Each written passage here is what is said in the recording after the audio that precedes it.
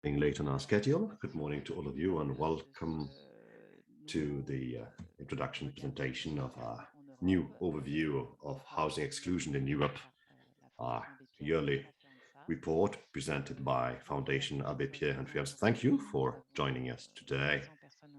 There are 400 people who registered to the webinar, which shows the increasing interest that the issue of housing exclusion raises in Europe, which is quite positive.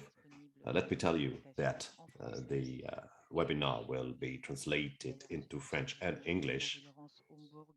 And I'd like to thank both interpreters, Marie-Laurence Hombourg and Serge Federico, two interpreters who will help us share the information in several languages. I guess you found the interpretation tool, otherwise you wouldn't be hearing my voice. Today, we're going to listen to a series of panelists. There will be first a presentation of the report by Chloé Sermon-Morin of FEANTSA and myself, Sarah Kopshu, from the Abbé Pierre Foundation. Then there will be intervention by Peter Hepburn from Eviction Lab in the US, Clotilde Carc-Fauquier from FEANTSA, Rory Hearn from the Maynooth University in Ireland, Eva Petavazzi from the European Action Coalition for the Right to Housing and to the City, and Michele Calandrino on behalf of the DG Employment, the European Commission. And without further ado, I will give the floor to Christophe Robert, who is going to formally introduce this seventh overview. Christophe, I give you the floor. Yes, good morning to all of you, and thank you, Sarah. As you said, Sarah, more and more people participate in the presentation of this report, or more and more people ask to receive the report, which shows the increasing interest in the issue of housing for you, convinced Europeans believing in the principle of enshrining our values of solidarity in the actions of the EU and of its member states. In our opinion, this report is all the more necessary today as housing is at the core of the social challenges that impact the European citizens in their daily life. It's core to their concern because we also realize that the housing issue is more and more central in the European debate, which is in itself good news. The issue has been debated at the European Parliament on the occasion of the Green Report on access to housing and decent housing, which was adopted by a large majority. We welcome also the creation of the European Platform against Homelessness and the commitment by the 27 member states to eradicate homelessness, even if it's a longer horizon. It's the polar star that has to guide our policies throughout Europe. And for the first time, the Minister for Housing met under the aegis of the French presidency of the European Council. On that occasion, they asked the Commission to make a survey on the comparative tools put into place at national level to try and have a better understanding of the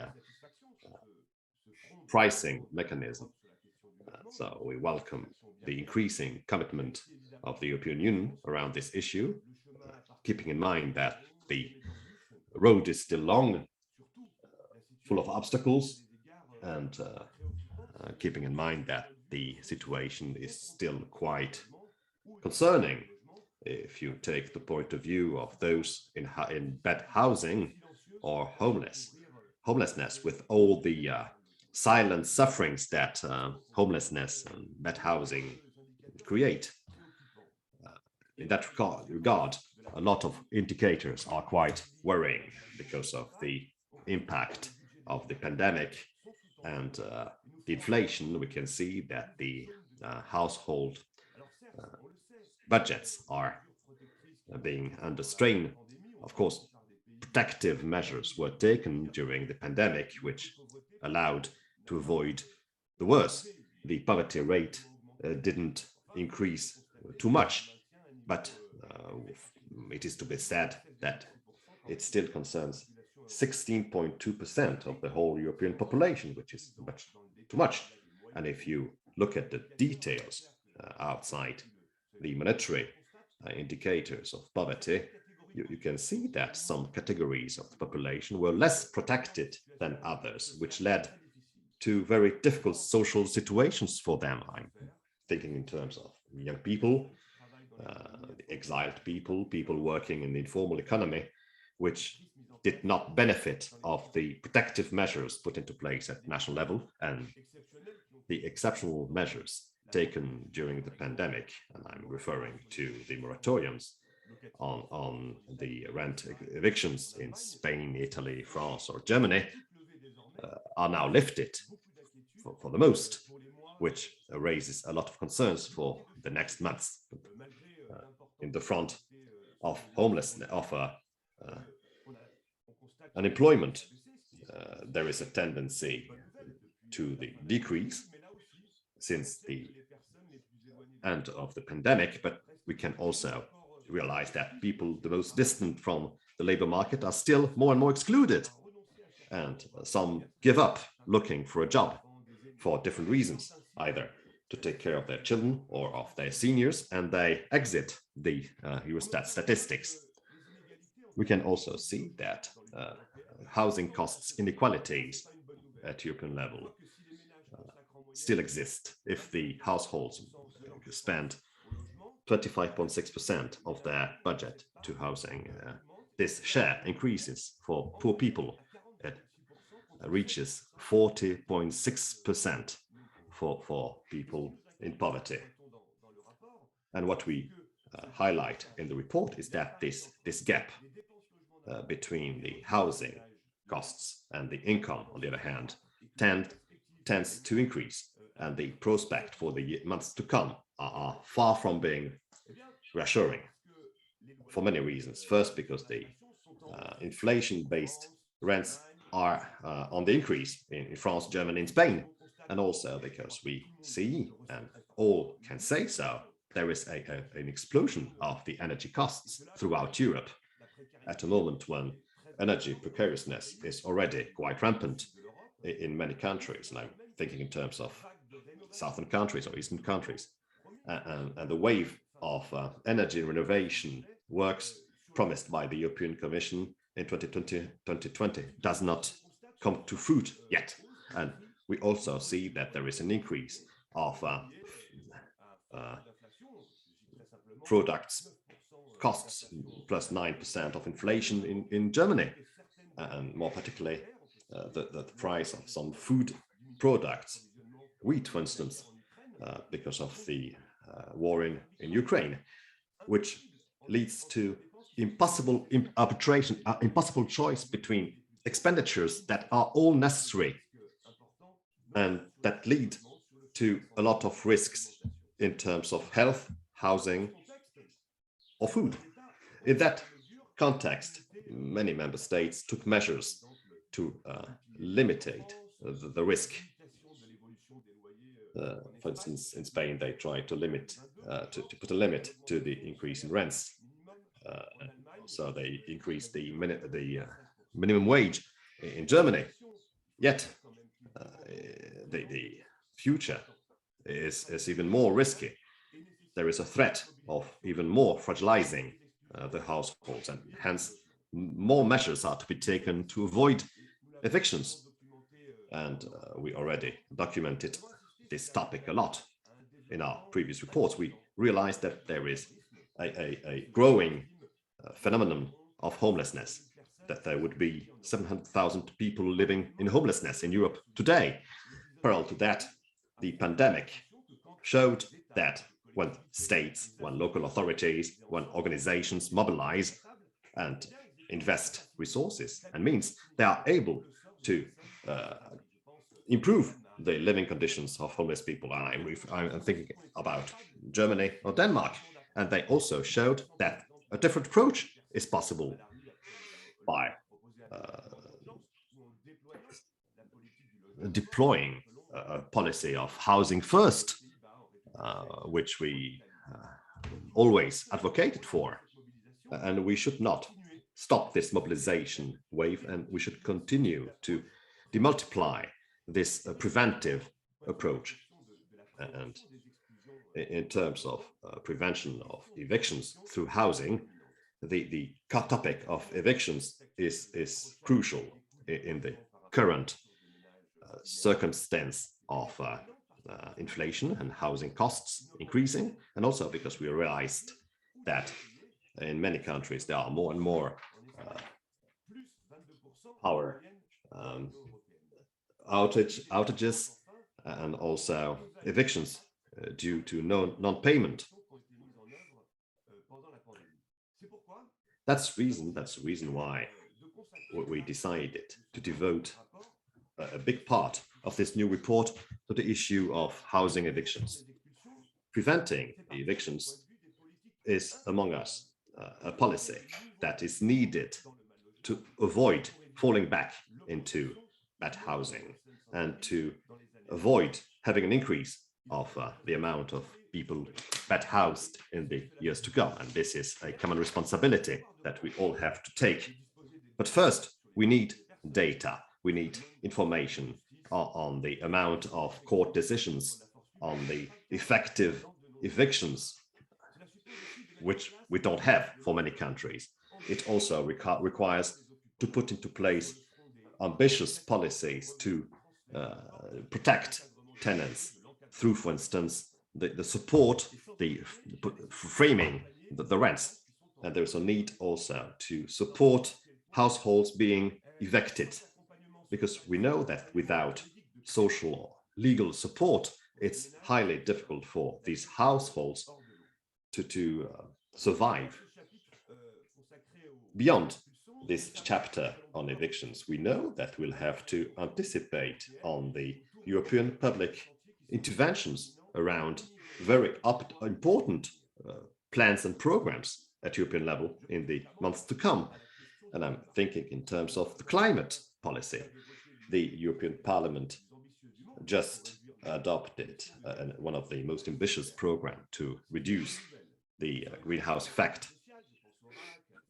gas effect, and organizations like FEANTSA, EAPN fought to make sure that the transition would not take place without the taking into consideration the most disadvantaged, because they are the most serious victims of the climate changes. So we have to protect the most fragile households by putting into place social indicators in all those policies being taken at European, national or local levels, by also supporting the households in this transition through a climate fund that would be as ambitious as possible. And the amount proposed by the Parliament was under the one proposed by the Commission, and it would help the disadvantaged households to renovate their housing for a budget that would be as close as possible to €0. It would also require obligation to renovate buildings in rapid delay, still protecting the tenants against the risks of evictions or of exaggerated increases of rents that could be induced by renovation works. And it should also avoid imposing on the households the impact of the emission exchange policies. Let's not forget the issue of refugees. In May 2022, the amount of refugees from Ukraine increased.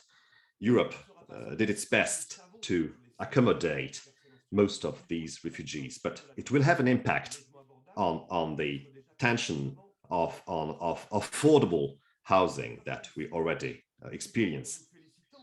Of course, we should welcome the strong European mobilization facing the consequences of this dramatic war. But yet it is to be said that we should accept all the refugees, including the climate refugees.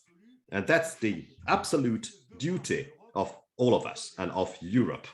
Europe must show the example in terms of respect of human rights and be the watchdog of people's sufferings. The European Union must make sure that all these principles are respected. One last element I'd like to highlight concerns the issue of housing market. There are more and more tensions on the housing market, when today the prices are even higher than at the beginning of the crisis, because the social impact linked to deregulated markets are very acute. Issues of health, of depression, of isolation, of school dropouts, but also because the bad housing impacts our economy. For instance, evictions are a cost for the local authorities. Think in terms of court proceedings, and also the budget for emergency housing doubled in the previous years in Ireland, in France. Yet it is not a decent and sustainable solution for the households. The list of economic consequences of the housing crisis would be very long. It was said that bad housing represents a cost of 200 billion euros per year at European level.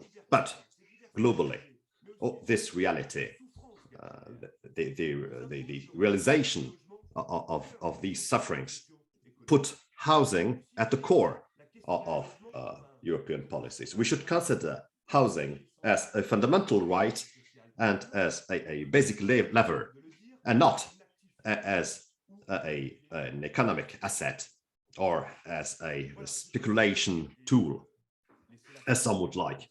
I will now let Sarah and Chloe present this report. But first of all, I'd like to thank Freek Spinwin for our very active collaboration with FEANTSA. I'd like to thank all the other partners of the foundation, which contributed to the drafting of the report. I'd like to thank the communication tools of Foundation Abbé, Pierre, and FEANTSA. I'd like to thank Chloe, for whom it is the last report, Sarah Kopchou also, and I'd like to thank the European organizations which also work on bad housing, Housing Europe, the ITU, EAPN, and I'd like to thank the Commissioner, Nicolas Schmit, because he invested a lot in the issue of housing, which is also a determining factor. Thank you.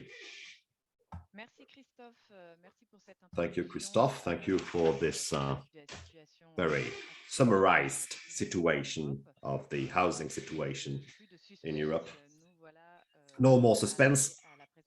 We are reaching the actual presentation of the report. Chloe, the coordinator of the report, I give you the floor for the first part of this presentation that we will carry out in unison. Thank you, Sarah. Thank you, Christophe, for this introduction. And Chloe is going to speak English. So you should go back to the main channel.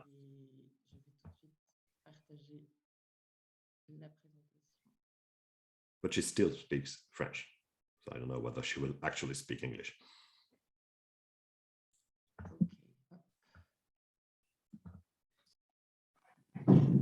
Okay, so I'm very happy to be here with you all today. Thank you for being with us. We are launching this 7th overview, so 7th edition. It has been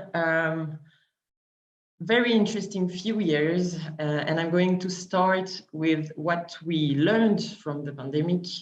And for once, we tried this year to start the report with a positive note, and the fact that after long years of raising alarms, and in the wake of the adoption of the action plan to implement the European Pillar of Social Rights, the fight against homelessness and against housing exclusion in Europe has come higher on the political agenda in many member states and at the European level.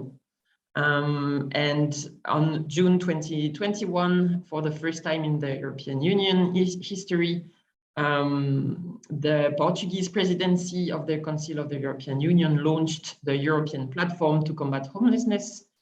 And to kickstart this platform with a strong message, all 27 member states have been committing to ending homelessness by 2030 in a joint declaration.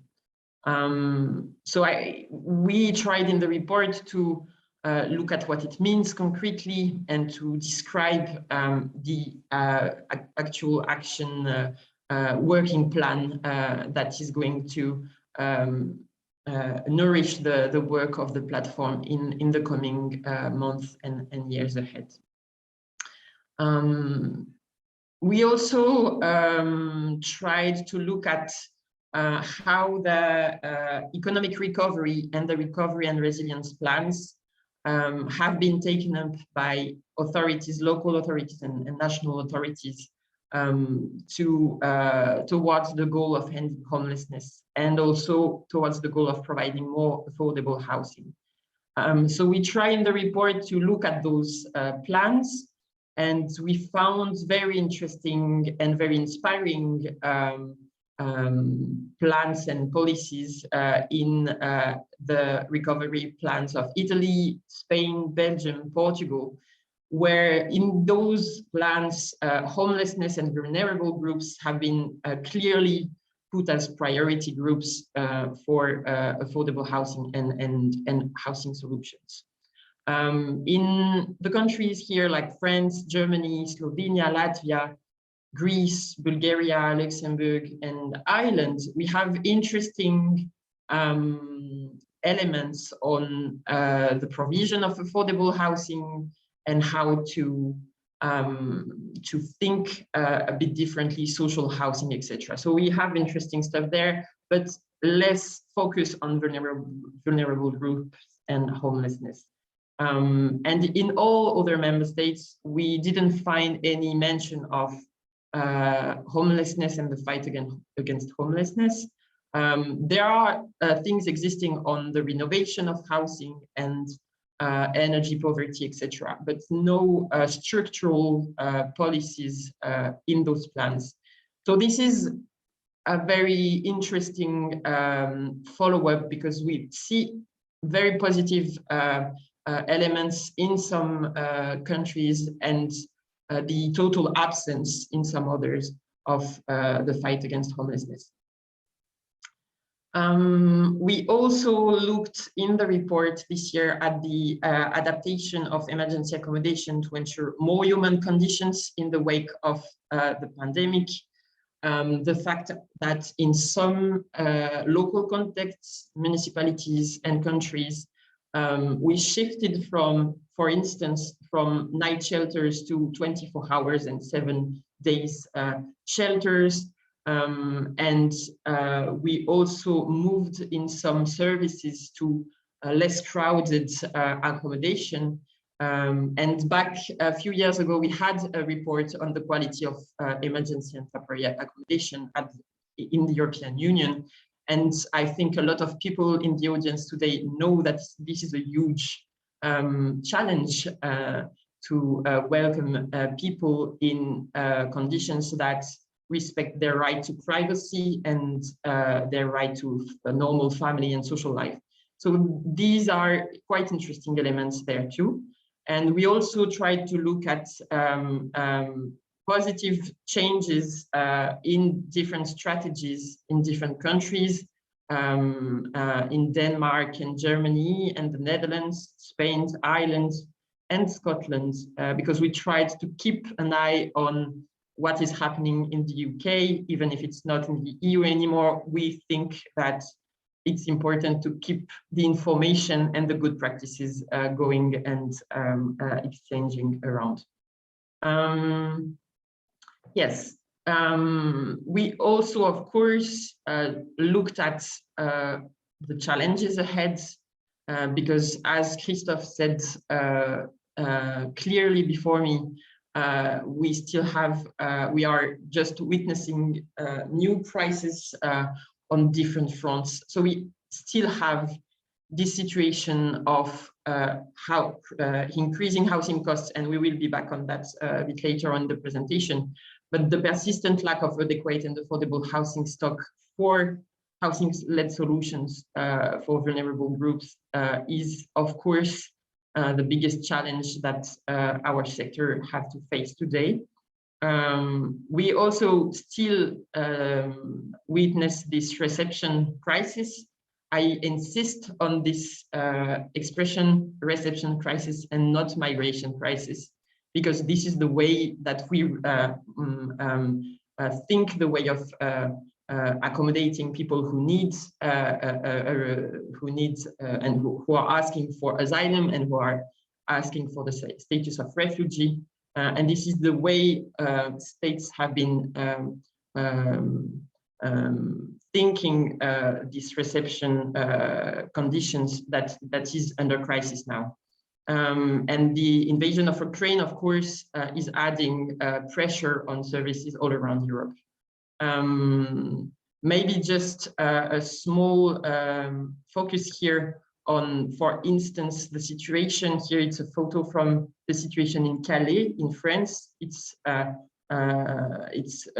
very good example and a dramatic example of a situation where for years and decades now, people are stranded in very inhumane conditions, trying to cross the sea to go to the UK or not. And now there are people who are the most vulnerable. They don't even have the right to be accommodated in a dignified way.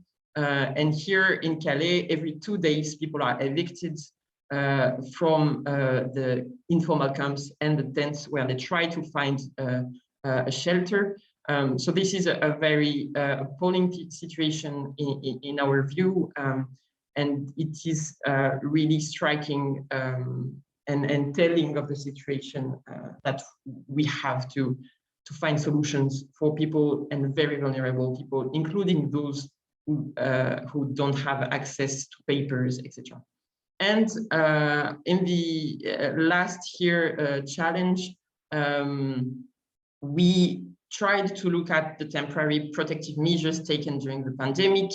And we saw that the end of those measures in the past year has been a new challenge for people who are in housing exclusion or in homeless situations.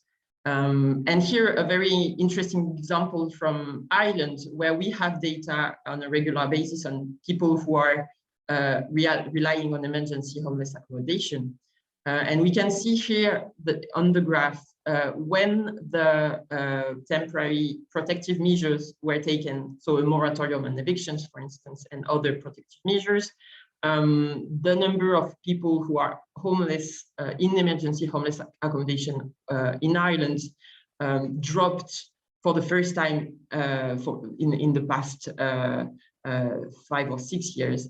And at the moment of the lifting of those measures in April 2021, those numbers went up again. And I think we will be able to speak with Rory Hearn a bit later on about details about the situation. But now in the data from May 2022 are just telling that the situation is even worse than before the pandemic, and that people are more and more, and families and children are more and more numerous in emergency homeless accommodation in Ireland.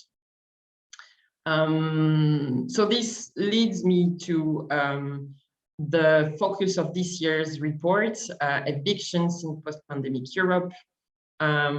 we have those moratoriums on evictions in different member states, not all member states, but quite a lot of countries adopted different moratoriums with different length and different methodologies, etc. But we tried in the report to have a little detailed analysis of those measures.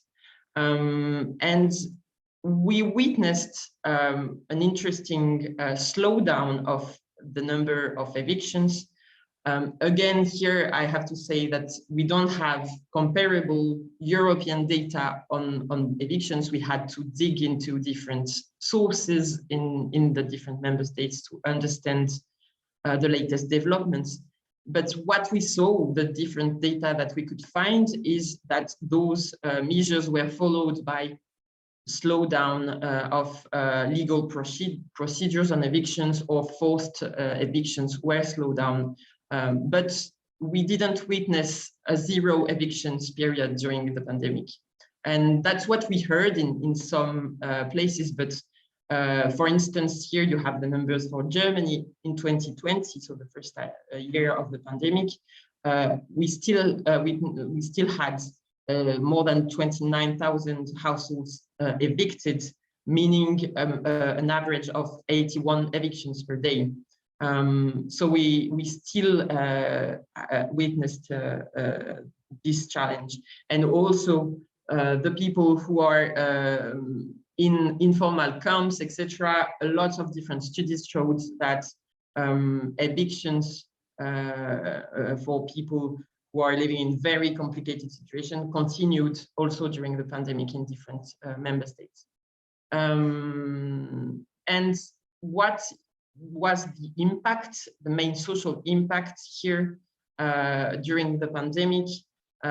Basically, with the moratoriums and the freeze of rental payments in some countries, we saw a strong increase in arrears because of the pandemic economic downturn, etc. So here we have a map on arrears in total population in different European countries. And for the global population, the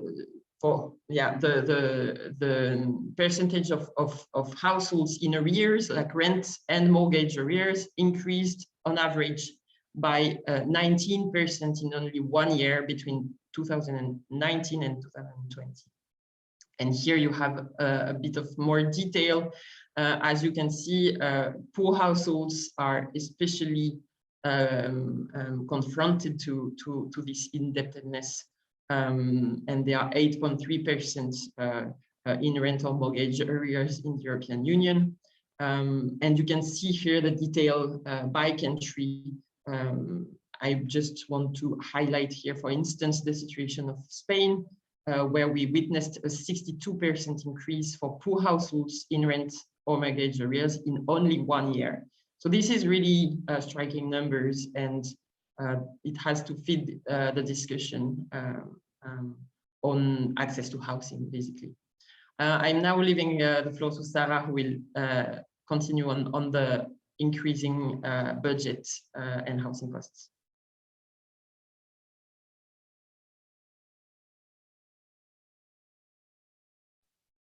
Merci Chloé. Effectivement, donc on l'a vu, la période de pandémie a mis. Thank you, Chloé. Indeed, as we've seen, the pandemic pandemic period has increased the vulnerability of households. And even though we heard a lot of speeches about the need to stay at home, how necessary it was to protect people, and that should remain in the shelter of their housing, despite those speeches, evictions continued. Even though they slowed down, there was still high numbers of evictions in many states of the European Union. What have we seen? Well, the budget of the households was put under pressure because poverty in Europe is significant. Christopher reminded us in his introductory speech that 96.5 million people are poor in Europe or are in danger of social exclusion. In danger of social exclusion means having difficulties that prevent them from having access to a number of material goods or a number of services. If we add those numbers up, we reach 96.5 million Europeans who are in difficulty. That is 1 person out of 5 in Europe. So even though, as Christophe reminded us, poverty has not exploded in the figures of 2020, the inequalities were maintained. And we know that the 20% of the richest people in the population keep earning much more than the poorest 20% of the population. That gap that seemed to become narrower in 2019 became wider in 2020, and in any case, it is way above its lowest point, which was in 2018. During the pandemic, the most vulnerable people, those who were already on the verge of poverty, were the most affected, and those whose situation really deteriorated the most, like young people. Last year, our report was about a situation of young people who saw their poverty situation get compounded. They are faced with monetary poverty. Young people fell through the social protection nets. For example, in France, young people who could get aid were already because they were beneficiaries of the minimum solidarity income. The young people between 18 and 25 years old who couldn't benefit from that income couldn't get aid during the crisis, couldn't get that financial support during the crisis. Other particularly vulnerable households are single-parent families. They find themselves facing considerable difficulties as soon as there is an economic downturn. In France, the Chamber of Bailiffs has forewarned about the increase in the number of evictions of single-parent families. So we see that even before the crisis, there was a large proportion of the population that was already vulnerable. And they're really threatened. Their housing is threatened because housing costs is a growing cost for households, and it's not getting any better. For the last years, housing costs have increased. There has been a 16% increase as compared to 2019. And in certain countries, like 16 countries of the European Union, housing costs have increased 50% or even doubled, as it has been the case in Hungary or in the Czech Republic. As a result, households are under considerable pressure because of the share of housing costs in their expenditure. And nowadays, 7.8% of European households are overburdened, which means that they devote more than 40% of their income to the payment of their housing and related costs like utilities. It means that it's increasingly difficult for households to cope with that level of expenditure. The consequence is a general impoverishment of the population. According to Eurostat data, if we look at the poverty rate, setting aside housing costs, it is 17.1%. When we add housing costs, it moves to 30.4%. As soon as we add housing costs, the poverty rate can almost double. And it's the case in certain countries where it's more than double, such as Germany. The other concern is also the increase in the energy prices.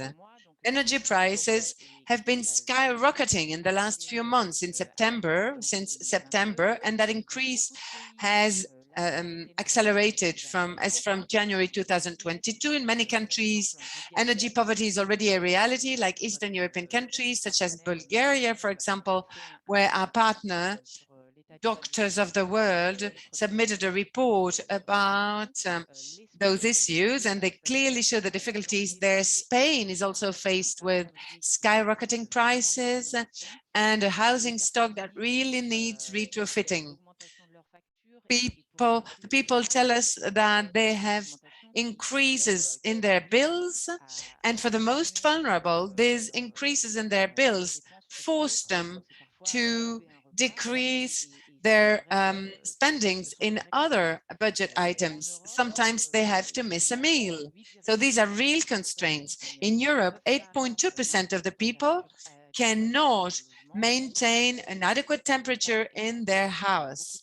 And this share is on the rise in many countries. Since the pandemic, we have witnessed an increase in the number of disputes about energy prices. In France, for example, there has been 230,000 power cuts.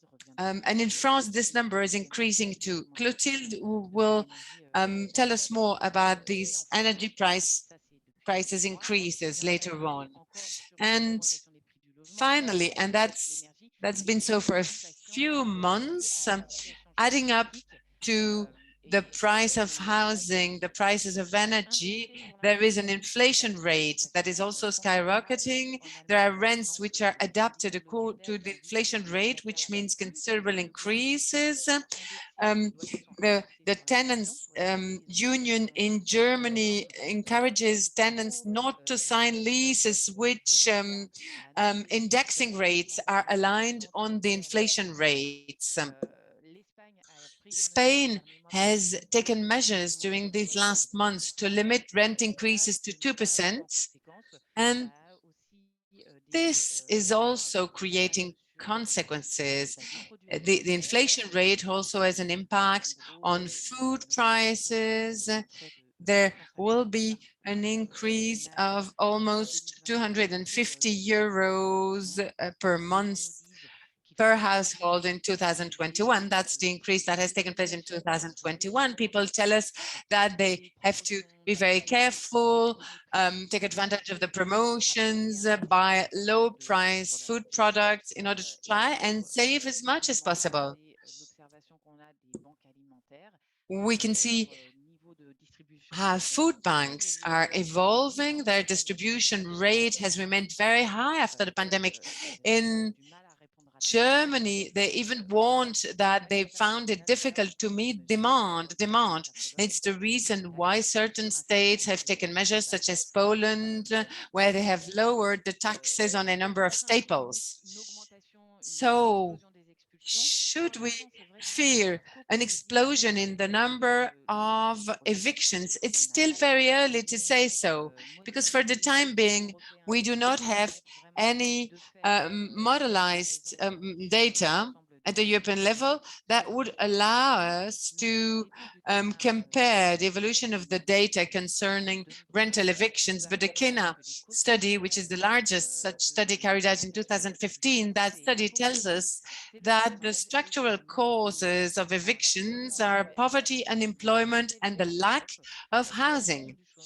So poverty is at a very high rate in Europe, as we've seen. As far as unemployment is concerned, it has not exploded in Europe, but we know that the number of poor workers is on the rise. In the Netherlands, 38% of the active population is working part-time, and the ETUC, European Trade Union Confederation, is warning about this increase. There are people who tell us, I never thought I could find myself in such a situation. I could find myself in a situation in which I work while being homeless at the same time. And the other structural cause of evictions is the lack of housing. There is not enough affordable housing in Europe. For the last 10 years, it's been so for the last 10 years. Many states have sold their estate housing, their housing stock, and investments in building housing estates, social housing are still inadequate. And many families tell us, many households tell us, I've been waiting for social housing for such a long time that I'm losing hope. In Spain, there has been an increase in 2021 of 243% as compared to 2020 of eviction procedures. In England, during the last semester of 2021, there has been an increase of 43% of the legal actions, the eviction procedures.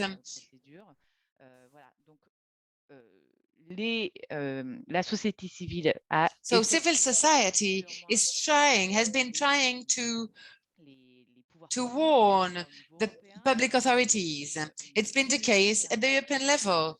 We had a panel last year with the tenants union in Europe, together with Housing Europe and FEANTSA, and at the national level, tenants unions and associations warned the state, warned the authorities. The case in Italy, in France, and Spain, and the social workers we have met have told us, well, households are going to face very serious budget difficulties. And in 2020, 1/3 of the households have told Eurostat that they would be unable to cope with any unexpected expenditure. So we could really be worried. We should really be worried about future consequences. I'm going to give the floor back to Chloe, who's going to tell us more about the elements of information we have in Europe about concerning evictions. I'm just going to quickly try to explain a bit the state of play of data on evictions and how to monitor eviction as an indicator on social health, because this is how we tried to put it in our analysis.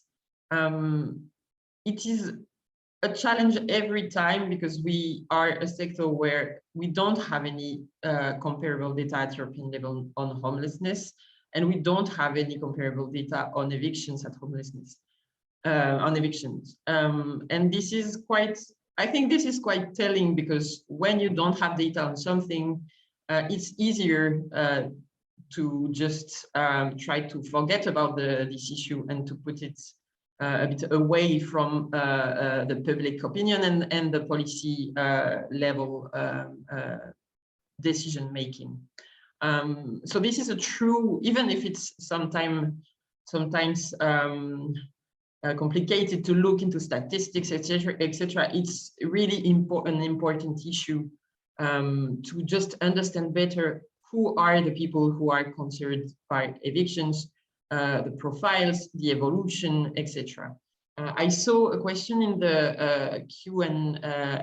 question and answers here, and I think this is the good place to reply now, because, for instance, the question that we had here from Raúl Pérez González from Spain is very interesting. It's about the fact that do we have data regarding specific vulnerable groups such as Roma, for instance. And to be honest, we tried to look at different data in different countries. There were some information, for instance, in Italy on the big increase of evictions of Roma population for the past 3 years. But we didn't find any disaggregate data in other European countries. We really struggled in finding information on profiles of people who are experiencing evictions. We have a very different methodologies in different countries. Some countries just have data on forced evictions. Some countries just have data on legal procedures, etc., etc. So it's very difficult to compare. And also, for instance, the example that we like to look at is the Belgian one. In Belgium, if you want to understand and to count the number of evictions, you have to go into court, like in the archives, the paper archives, because it's not numerized yet, it's not on the computers yet. And now there are some researchers in Belgium who are going into courts, going through all the different paper files on evictions. And it is a very long and complicated process to just go through all those different files to understand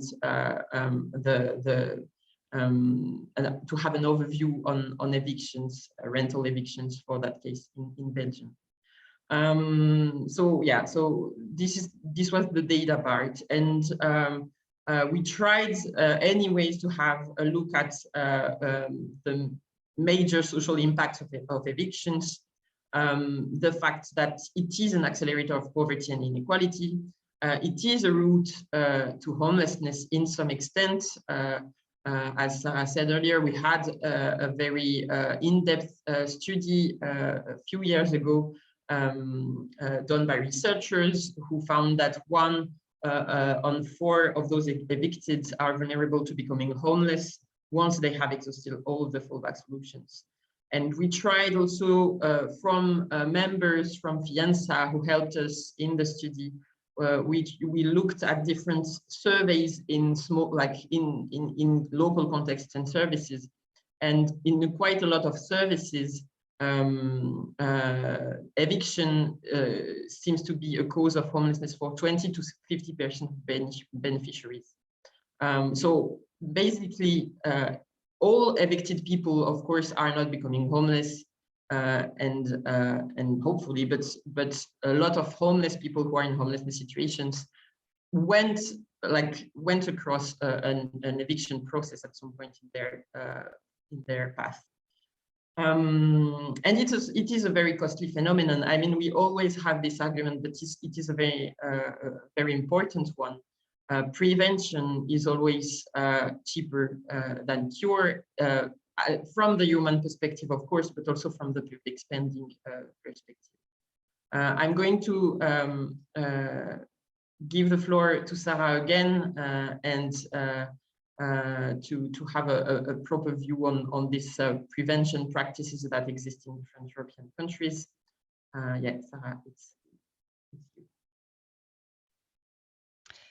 Effectivement, parce que heureusement, il y a aussi des bonnes Indeed, pratiques. because luckily there are good practices in Europe, good practices of prevention of eviction.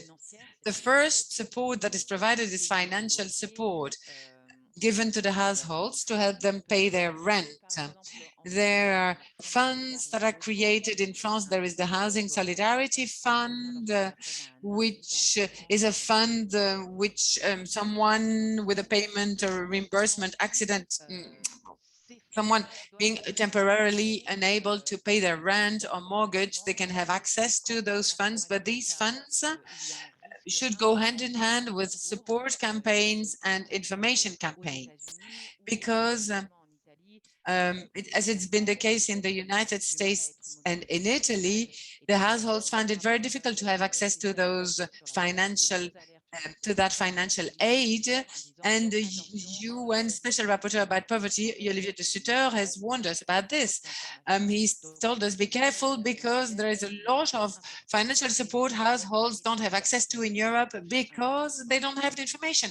So that financial support is, of course, very important, but it should be supported with information campaigns.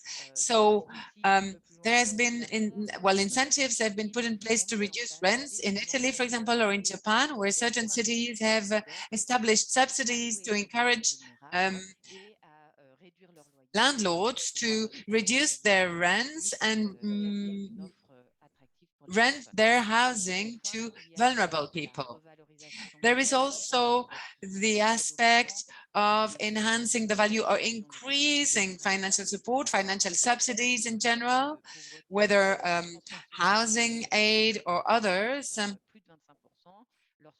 The rate of social transfers in Europe is 25%. When we make the calculation after social transfers, we reach 17%. So it shows that social transfers have an important role to play in reducing poverty and helping households. There are countries where minimum social incomes have been increased, like, for example, the Czech Republic. Another possibility is the increase of the lowest incomes and lowest salaries. It's the case in Europe. In Germany, Germany is going to increase the minimum income level by more than 25%, Spain by 20%. So the idea is to try and fill the gap between the lowest incomes and the increase in costs. Another way is to prevent energy poverty. For example, Germany has multiplied twofold the aid provided to support household energy costs. And in Germany too, in February 2020, they tried to freeze completely rents in Berlin, but unfortunately, the measure was cancelled by their constitutional court. Another way to help households is to facilitate their access to their rights and access to support. The coordination of services is very important. The Abbé Pierre Foundation in France is doing remarkable work with a network of associations that provide support, social and legal support to households when households are vulnerable and find it very difficult to find their ways through the maze of procedures and the maze of the different aid packages. Well, and the Abbé Pierre Foundation gives them support for them to defend their rights and even to go to court when necessary. There is also a coordination of services in Portugal and in Ireland. And we must really congratulate cities and towns and local authorities where they're really trying to help their inhabitants cope with their issues. Like, for example, the Urbact issue, where Urbact network, where they're really trying to exchange good practices. And there are also systemic measures, long-term measures, which are the most important ones, such as the protection of tenants. Nowadays, especially in areas under pressure, tenants cannot be adequately protected against their landlords, so there should be measures to protect them. The United Kingdom is assessing the possibility to put an end to evictions in certain circumstances. And in Germany, for example, landlords cannot evict their tenants because they want to sell their housing. They have to sell with the tenants inside. And there are also measures in order to prevent evictions during the winter. But a counter example is, for example, the Netherlands, where there is a growing number of short lease contracts and where they find it very difficult to give security to the tenants because of the increase in the number of these short-term contracts. And of course, we have to speak about the financialization of the housing market. These markets should be regulated. It's been the case in Germany, where inhabitants ask that major private investors be part of local housing stocks. Well, it's not, and be under the aegis and operate under the aegis of local authorities. It's not yet a reality, but they are trying. And in the Netherlands, in Amsterdam, you cannot purchase a property to rent it for certain houses of a certain value. And there is a need to protect vulnerable households too, in the framework, in the context of the energy transition. And I encourage you to look at the guidelines drafted by Leila Di Farad, the former special rapporteur on housing. She gives guidelines to the states in order to avoid financialization and to come back to housing as a human right and not only as a financial asset. As a conclusion, and it's kind of a synthesis, the guidelines, the recommendations that we have made in the report is that nobody should be evicted without previously having found a housing solution, and not evicting anybody who's at risk of becoming homeless. There is also something about the need to have qualitative data, and the intervention of Peter Hepburn will tell us how important it is to have data to evaluate public policies, keep prevention strategies, not reproduce the same mistakes as in 2008, because we know that the financial cost shock in 2008 led to an important number of evictions. Aligner, faire en sorte que la We should transition also align the climate transition and the social transition, and we must make sure that the recovery budgets are used as levers to contribute to the goal of ending homelessness, and to make sure that the platform is made effective with real tools to avoid evictions. Thank you. I hope that this was rich with interesting information for you. We are ready to answer your questions, but before that, as we are late, écouter l'intervention de Peter we're going Hepburn. to hear Peter Hepburn's intervention, a researcher at the Eviction Lab in the US, who prepared a video about the importance of data concerning housing evictions.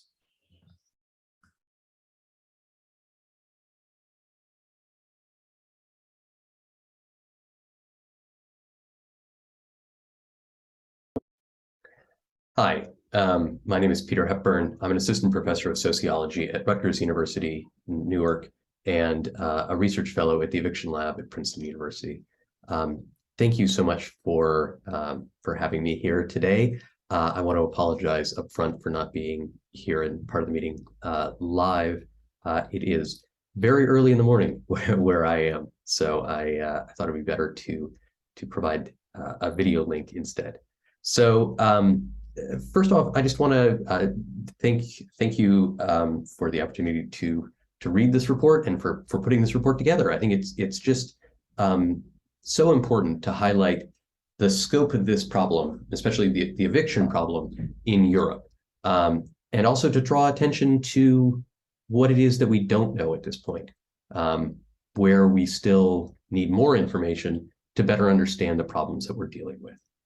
I was struck in reading the report by how many commonalities there were between what we've documented in the United States and what you're seeing in Europe when it comes to eviction.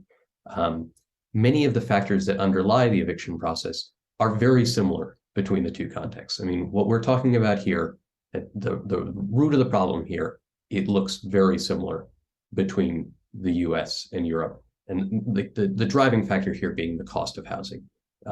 There simply is not enough supply of affordable housing in either the US or in Europe. And what supply there is seems to be dwindling rapidly.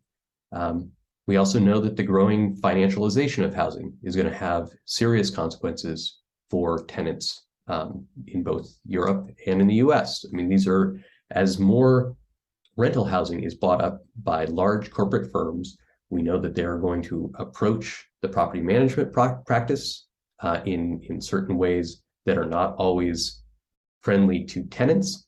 And they tend to be the firms that are most aggressive when it comes to eviction. So knowing that they are buying up a larger and larger share of rental housing should be cause for serious concern. One of the pieces that came through, I think, in this report, and which I would be eager to learn more about, and that we know is a major factor in the United States, is discrimination. I mean, you cannot talk about housing and eviction in the United States without talking about racial discrimination. And I'm sure that this is a factor that is common to those of you who work on these issues in Europe as well. I was also struck by the extent to which there were similarities drawn between how this process plays out in the United States and throughout Europe. The issue of tenants having limited rights and limited knowledge of those rights is something that we see very often in the US case as well. And I think the report does a good job of documenting the ways in which low levels of representation can compound that disadvantage. And we know, certainly from the US, that that very few tenants who are going through the eviction process have a lawyer. And that's a huge disadvantage when the majority of property managers and landlords who are filing eviction cases do so with legal counsel. Mindful of time, I want to focus on three kind of big thoughts here about how eviction data can be really powerful and really important in trying to make a case for change. And this is based on our experience from the Eviction Lab in building the first national database of eviction records in the United States. And I think there are many things that we've learned along the way. And I think that many of these points could be potentially relevant in the European context as well. So I think the first one that I want to highlight is just that data are essential in allowing you to see the problem. I mean, some of our most important work has been focused on simply describing the prevalence of eviction across the United States. You should never underestimate the power of a well-developed map to tell a story. Knowing where the risk of eviction is higher and where it's lower allows you to start to target solutions. And a big part of that is because you can start to make comparisons. And here, I'd say that one of the pieces that we've developed, one of the uses of our data that I think has been particularly compelling and productive, has been establishing lists, just simply hierarchies of which cities have the highest eviction filing rates, which have the highest eviction rates, where is serial eviction filing most common. And when you have a list like that, where you can say, here are the top 10 or the top 100 cities in terms of eviction rates in the United States, the cities that are at the top of that list have a strong incentive to start to change procedures and to start to change regulations in ways that move them off of that list. This is, there's an inherent pressure here to not be on that sort of a ranking. So I would urge you to, as you start to work more on finding more data and using those data, to think about how things like maps and rankings can be effective. I think one of the things that we have found over and over again is just that policymakers will not step up to solve problems that they cannot see. The power of eviction data is that it allows you to force them to confront the problem. It's very hard to escape when there is a clear map and a clear ranking in front of you.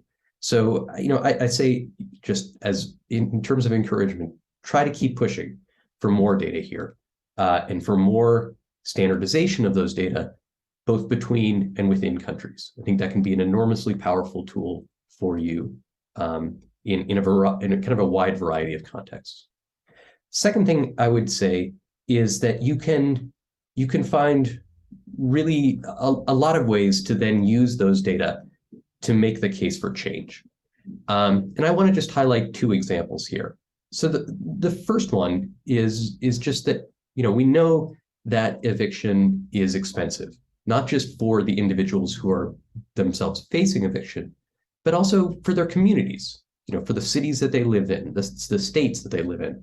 There's a whole range of additional social services that need to be provided to those individuals and to their families. Show how much that costs, right? Try to make the case that there is no financial justification for throwing people out of their homes when it's going to cost taxpayers an enormous amount of money to help them after the fact. And we start to see some of that in this report, which I think is so important. We're starting to see an analysis of the cost of rehousing here, right? I would urge you to go beyond that and look at all of the additional knock-on costs that are incurred by a wide variety of agencies and organizations when people are forced out of their homes. developing a full accounting for those costs and then being able to compare that to something like rental assistance can be a really effective way of showing policymakers that intervening in this case is not only the morally responsible thing to do, but also the financially responsible thing to do. And that's a powerful logic. The second point I wanted to highlight here is that one of the things that we've done work on at the Eviction Lab, and that I think has been particularly powerful, has been showing just how heavily concentrated eviction is, not just in certain cities, not just in certain neighborhoods within those cities, but in specific buildings within cities. Since the start of the pandemic, 22,000 eviction cases have been filed in Greenville, South Carolina. 49% of those eviction cases have been filed in just 100 buildings. That's over 10,000 eviction cases since March of 2020 in just 100 buildings. When I have data like that I can provide to local journalists, to advocates, to legal aid providers, and to local policymakers, they can use that sort of data to look at these specific buildings and to try to inform interventions that would drive down eviction rates.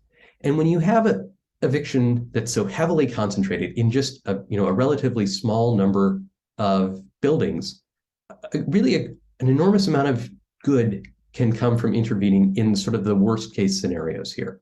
And I think, this is another situation where you have to have the data to be able to see that. And once you have the data, you can then target solutions where they can be most effective. The third thing that I wanted to say today is just that, the pandemic has been a period of remarkable policy creativity, right? We've done things that were not previously possible. In the United States, we've had federal eviction moratoria. We've had state eviction moratoria. We've had emergency rental assistance. These were programs that were simply unthinkable before the pandemic. Those solutions have to be evaluated. If you want to avoid a return to the status quo that we had previously, if you want to institutionalize these solutions moving forward, you need to be able to show that they've been effective. I think, if you want to make a case for rental assistance, you need to be able to show that it worked in keeping people in their homes. You want to be able to show that eviction moratoria worked, not just in terms of avoiding eviction cases, but in terms of public health, in terms of driving down COVID-19 rates, but also in terms of just keeping the population safe in a variety of ways. I think there's a real possibility that without that sort of research and evaluation, things go back to the way that they were before. This is, a moment of crisis, sort of seen as a natural disaster, right? And it's too easy for things to go back to where they were previously. This is an opportunity for us to do the work and to show that these solutions were effective and that they can and should be maintained moving forward. And I think that's especially important as we face a really challenging period in this post-pandemic, I suppose, landscape. We're facing rising rents in the United States and across Europe.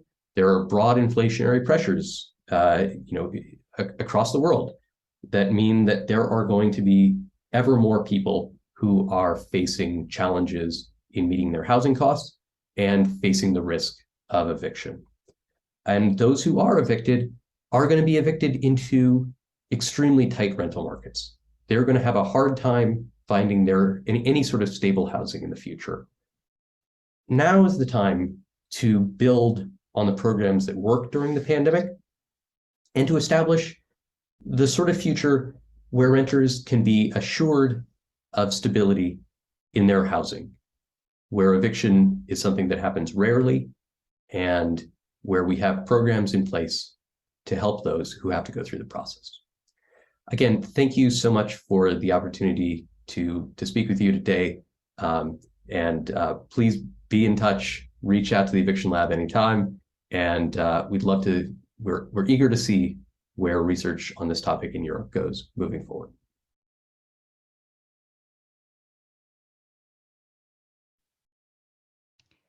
Voilà pour l'intervention de Peter Hepburn. That was the intervention of Peter Hepburn from the Eviction Lab. Don't hesitate to go and visit their website with a lot of documents and interesting data if you want to know more about their work. Without further ado, I will give the floor to Clotilde Clark-Fouquier, expert in energy precariousness for FEANTSA, who is going to tell us about the impact of the energy costs increase on the households. Clotilde? Thank you, Sarah. Can you hear me? So I speak in English. So I work for FEANTSA, and I've been asked to react to the report from the perspective of the cost of living crisis. So the increase, particularly in inflation and energy costs. And the cost of living crisis is basically when the price of everyday essentials, such as heating, food and fuels, are rising faster than average household income. So what I am going to tell you about, first, a quick state of play of energy prices and inflation that have been mentioned by everybody so far, what is being done at European and national level, and then what are the prospects. So here you can see the increase of the gas price in the European market. And the first thing you can see is that the increase is not new. It is not only due to the Russian invasion of Ukraine. It came earlier for many reasons. I won't have time to develop, but basically some of the reasons are the cold weather that is particularly in Asia, that increased demand for energy and therefore pressure on prices. It's also due, as was mentioned by Christophe, to the rapid recovery after COVID that also increased the pressure on prices. It's due to technical factors such as maintenance of 24 out of 56 nuclear reactors in France that were going through maintenance. And also environmental objective, when some countries decided to stop gas or coal plants to go toward renewable without having been able to develop renewable energy yet. So why does it matter? Well, as Christophe mentioned, because already before the increase in energy price, we had between 30 and 50 million people in energy poverty. So it's too early to assess, but we know that the number of people in energy poverty will increase, which such increases in price. So Sarah, you already mentioned the Eurostat data showing an increase of about 40% in price in energy prices. That is actually driving up inflation. And you can see a great disparity between countries. So in Western Europe, between 5 and 10%. Eastern and Central Europe, it's between 10 and up to 20% inflation in Estonia, for instance. Oh, I can't pass the next slide. This has a disproportionate impact on lowest income group. You know it. Why? Because they spend a higher share of their total income on housing, heating, transport, and food essential costs, but also because they are already limiting their consumption to minimum necessary level. So they are less flexible in what they can do to adapt to increase in prices, whether it's energy or broader inflation prices. Wealthier households have the financial capacity to shoulder, for instance, increase in prices, or to adapt by buying a new car that will use less fuel, or to go through energy retrofitting of their homes. So I just wanted to look at some quick example of the impact of this crisis on people. So in Ireland, a recent report from the Economic and Social Research Institute estimates the number of people in energy poverty at almost 30% from the 13% last count in 2015. This logically shows also an increase in call to support services, as you can see on the slide. FEANTSA is also trying to assess the impact on its members. So members provide services to homeless people. And for instance, the Barka Fondation in Poland report an increase in electricity prices of 220% over 1 year. And this is not a mistake. In Poland, I've heard up to 300% increase in electricity prices. So you can imagine the impact on people, but also on service providers. And what was mentioned in your reports, Sarah and Chloe, is also the impact this will have on middle income groups, because so we have the strong impact on lowest income group who can't adapt, but also a whole share of the population that is now falling into energy poverty or poverty.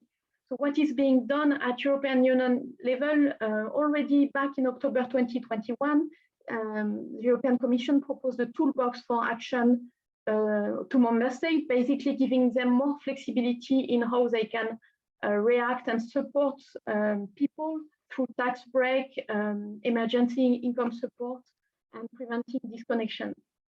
More recently, the European Commission published Repower EU.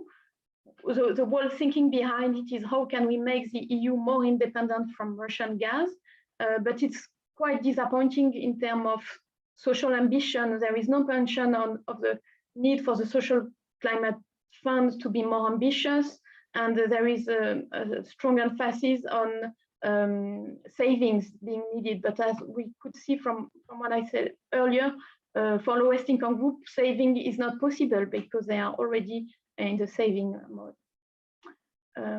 So, as was mentioned, there is a different mix of tools available at national level, basically around either universal measures through reduced VAT, so that touches everyone, but also dedicated, targeted income support toward vulnerable groups.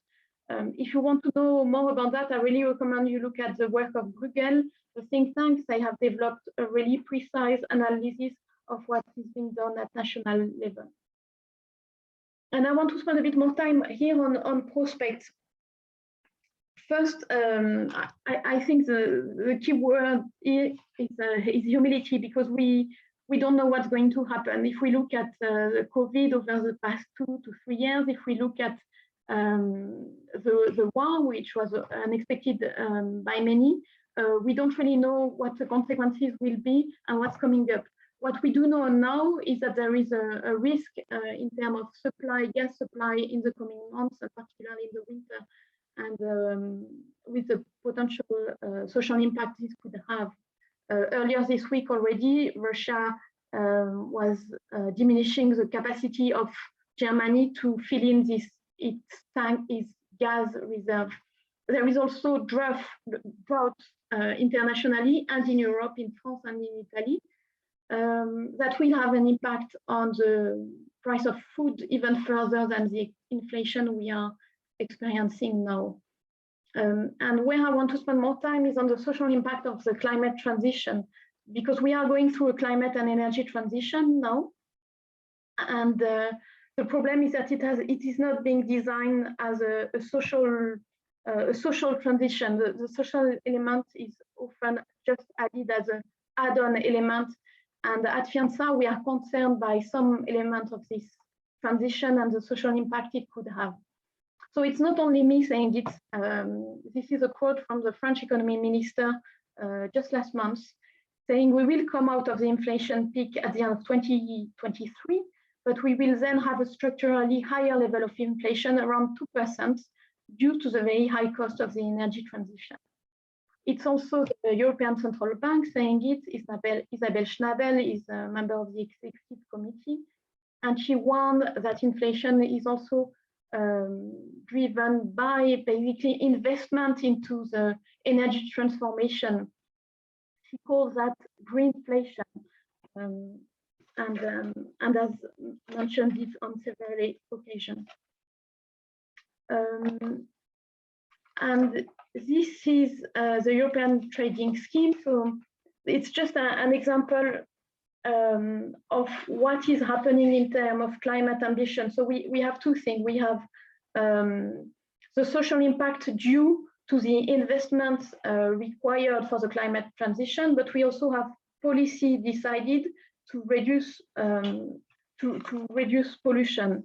So the European emission trading scheme, you might be familiar with the ETS1. The aim is to reduce carbon emission by pricing greenhouse gas pollution from the industry and the aviation sector. And now the European Commission is proposing to create a ETS2, so it's a parallel ETS for road and transport that will impact fuel suppliers to incentivize them to decarbonize their product, and therefore to encourage consumers to also switch to low carbon solution, which is really good from a climate perspective. But the thing is that fuel suppliers have warned that the cost will be passed on to consumers. So it is very likely that prices of energy will also increase due to this emission trading scheme too. The European Parliament is aware of the risk, the social risk attached to this proposal, and is trying to adapt it, maybe with household being affected later and after a clearer understanding of what the social impact would be. But earlier this week, 2 days ago, the Council didn't agree with the European Parliament's position and didn't agree with this two-step approach, and even proposed to decrease the social climate fund, which is supposed to mitigate the social impact of the ETS2. So the outcome on this specific file is still uncertain, but it is worrying. It could be the straw that breaks the camel back, as I say in English, so socially, in terms of increased pressure on lowest income groups and middle classes. Yes, and there is also the whole part of the renovation wave, so the renovation ambition from the European Commission, which has not been thought from a social perspective, and which, if it goes through as it is currently shaped, could have quite a dramatic impact in terms of gentrification and further increase in housing prices. I will conclude soon, but I wanted to show you that I know the French crowd will be familiar with this, but it's on Sunday, the directors from the three major French energy companies, Engie, EDF, and Total, have issued a clear warning in an article announcing a forthcoming surge in energy prices and a call to French people to save more energy. So we can argue on the appropriateness of this call, knowing that they actually, those 3% have an impact on the price of energy. But what I want to draw as a conclusion from this is the urgency of the situation. It feels sometimes that maybe people are not aware of the increased pressure in price that is coming, whether it's through energy or inflation, further inflation. It's also, again, a call on the social acceptability of the green transition. What we say at FEANTSA is, for the transition to happen, it will have to be socially acceptable. So in France, we have known the yellow vest movement, but we wonder exactly what the consequences will be socially of this increased pressure on prices. We spoke about housing prices, but it's also food prices, energy prices. So will it be civil unrest like with the Gilets jaunes, the yellow vest? Will it be civil disobedience? You can see on top of the screen in the UK, there is a campaign calling people basically not to pay their energy bill anymore because they have become so unaffordable. Or will it be political change as we have not imagined? So in France, again, we had the French parliamentary election that saw the election of 89 extreme right MPs and 72 extreme left MPs, something never imagined even before. So as a conclusion, and just to link back to the report, yes, well, the surge in rent areas is indeed to be expected, and there is an urgent need to integrate social objectives in the climate change strategies, and to align in particularly the objective of energy retrofitting renovation with the fight against housing exclusion. There is a need to better evaluate the social risk attached to ETS2 and to adequately invest socially in this energy transition through, for instance, the Social Climate Fund, which is highly inadequate at the moment. That's it for me. I hope it was clear. Sorry, bye. Très clair. Merci beaucoup, Clotilde, pour cet éclairage sur la question des prix de l'énergie. Very clear. Thank you very much, Clotilde, for shedding light on this issue of the energy prices. We know more about it now. And I'm going to give the floor to Michele Calandrino from DG Employment of the European Commission. He's going to tell us about his view of these elements we have heard about now, that we present in our report. Michele, you have the floor. Pierre and FEANTSA for inviting the European Commission to this very important event and presentation, which I'm glad to see is so well attended. I would like also to excuse Commissioner Schmidt that unfortunately cannot be present today, and he asked me in my capacity of team leader for homelessness in DG Employment to replace him in this event. I took note of the kind words by the Fondation Abbé Pierre, words of thanks towards our commissioner that we will of course report back. Indeed, Commissioner Schmidt is very much engaged and has underlined many times that the question of homelessness and housing exclusion is very much at his heart. The report on housing exclusion has become a clear reference at European level, and there is already a lot of material that was presented to which we can react. And I would like simply just to stress a few things in relation to the work that we are doing in the context of the European Platform on Combating Homelessness, and you know, what we foresee in the future and other connected initiatives. The European Platform on Combating Homelessness is based on 3 work streams, and the first one is about that data and evidence. I mean, this was a strong call that emerged from the reports and in the interventions that preceded mine, including from the colleague Peter Hepburn at Eviction Lab in the US. Data is indeed essential because data drives policy, but most importantly, data drives the consensus and the attention of the public opinion on the issues. There's 4 things that we have coming up. The OECD is working closely. We have in the context of a framework contract we have with them, we'll be working closely with the Commission on the issue of data. And the next questionnaire on affordable and social housing, which contains also data of eviction, will be come out at the beginning of next year in 2023. And we are already discussing to better target the next Quash survey to the need of and the priority of the European platform. The European Parliament also proposed a pilot project on European homelessness counts.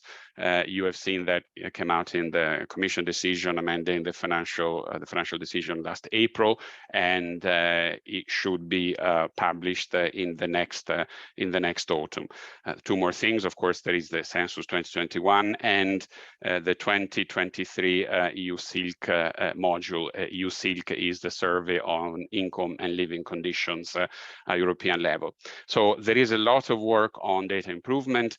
I would also like to go further to what was mentioned so far, namely the fact that I think is not just sufficient to collect data, but we should have a better narrative and analytical work to link this data together. In particular, on the issue of we have a number of indicators on housing cost overburden, housing deprivation, which includes the incapacity of the household to pay for rent, mortgage, or utility bills. And I think we should better link our evidence base, lead indicators and outcome indicators to also put in place better preventive measures. The second work stream of the platform is on mutual learning. We started in June last week, 10 days ago, with the first mutual learning event. And I'm glad that the reports this year focused on eviction, because that will also be the focus of the next mutual learning event in the autumn. And so we welcome very much this report. It will be a very fundamental input into the next mutual learning event. And then finally, the last work stream of the European platform is on harnessing EU funding possibilities. And we heard today that only 12 member states have put homelessness and housing exclusion with some sort of visibility in the resilience and recovery plans. And in this respect, I think one of the problems is that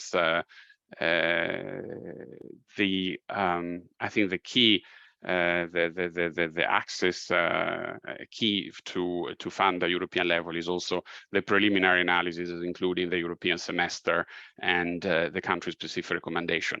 So it is a process at European level that sometimes is difficult to kind of explain to outside stakeholders, but I do invite all of you to engage also on the policy side, on the priority, on the recommendations, so that we can mobilize and better mobilize the funds at European level.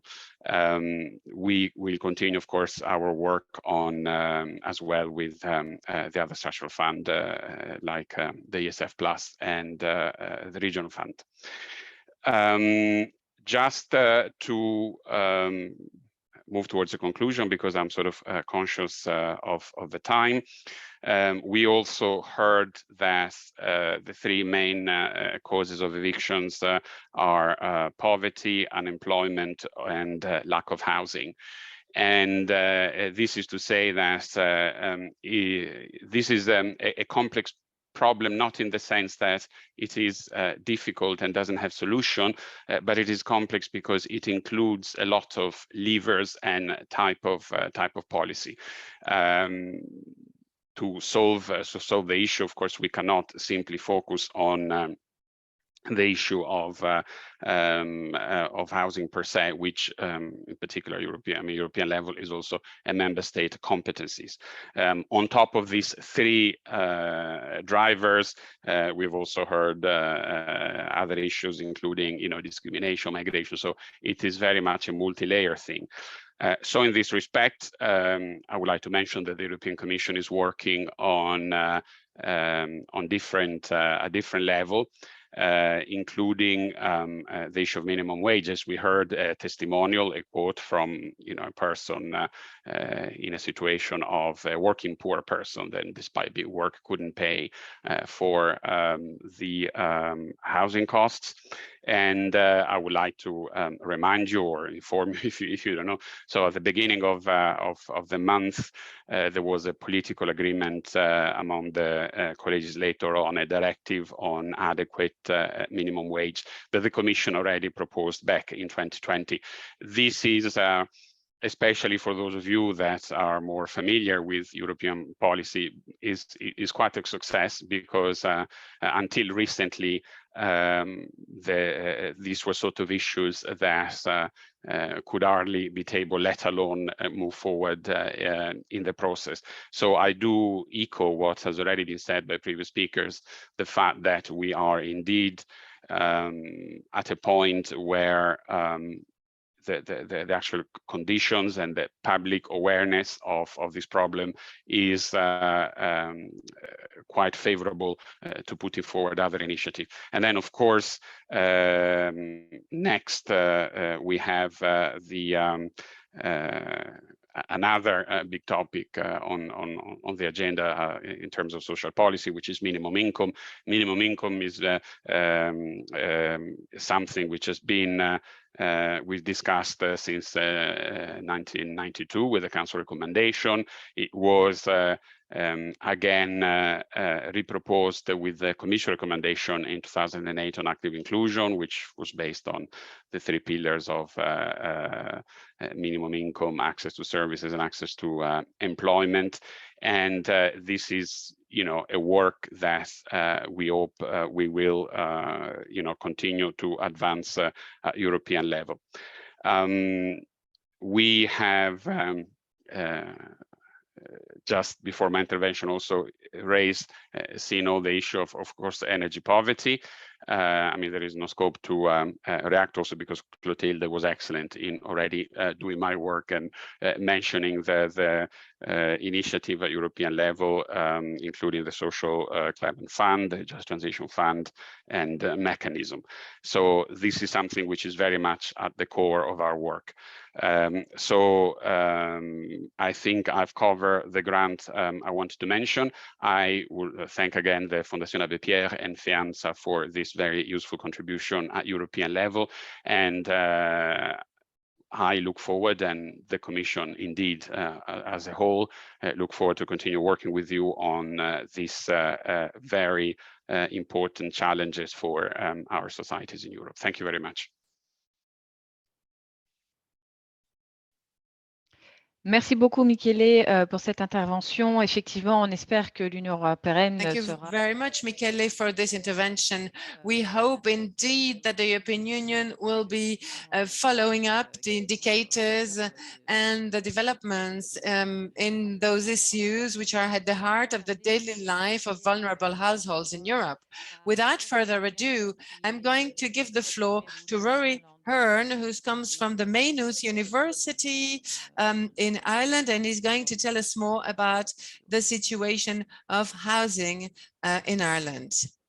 Okay, thank you. I'm not sure why my camera isn't working for some reason. Let me try to. Yeah. There we go. Okay, perfect. Thank you. Thank you so much for the opportunity to give my response to the report. I think that it's really important report and really excellent overview of the situation of housing and homelessness in Ireland and across Europe, and the cost of living crisis as well, and how that is impacting on housing exclusion. And I just wanted to talk about the situation in Ireland and give some figures on what has happened here in terms of homelessness, and in particular the impact of the COVID measures on the eviction ban and ban on rent increases, and just showing what those measures did.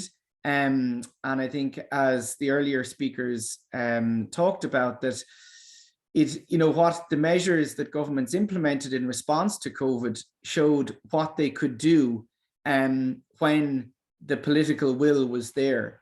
And really, in many ways, and I will show you some of the figures now from Ireland, shows that, we have found ways, which we all knew, that could actually reduce homelessness significantly.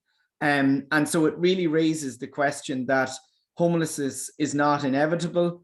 Housing exclusion is not just something that happens. It happens because of political and policy decisions. And of course, as we all agree, it's not the fault of individuals, but the fault of structures and policy.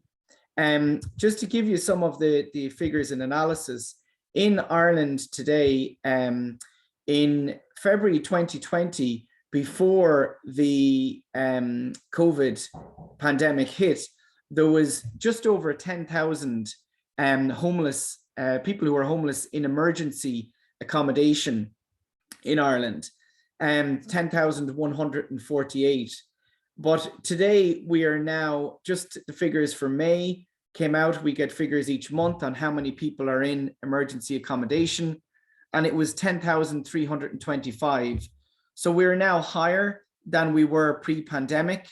And we also reached the highest number of adults homeless on record in Ireland. The high point before, we have over 7,000 adults now homeless in emergency accommodation. The highest point was in October 2019, when we had 6,500. So we now have, unfortunately, the highest numbers of adult homelessness. But if we look at the figures of what happened, and particularly for child and family homelessness in Ireland, what happened during COVID was quite profound. In February 2020, we had 1,600 families homeless, and they had 3,500 children with them. But as a result of an eviction ban, moratorium on evictions across Ireland was implemented in March 2020, and a rent freeze. And they were more or less in place. They were lifted for a short period in October 2020, but they were more or less in place for a year, from March 2020 until April 2021. And those bans and the rent freeze, and very importantly, I think also what happened was the collapse of tourism meant that a lot of rental properties which had been converted to Airbnb or short stay accommodation, they were freed up. And so they became available for the transfer of homeless people out of homeless accommodation into these properties. And so evictions were stopped.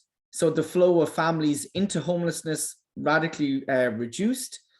And as a result of more properties becoming available from the collapse of tourism, the short stay Airbnb properties, more property was available to exit families out of homelessness.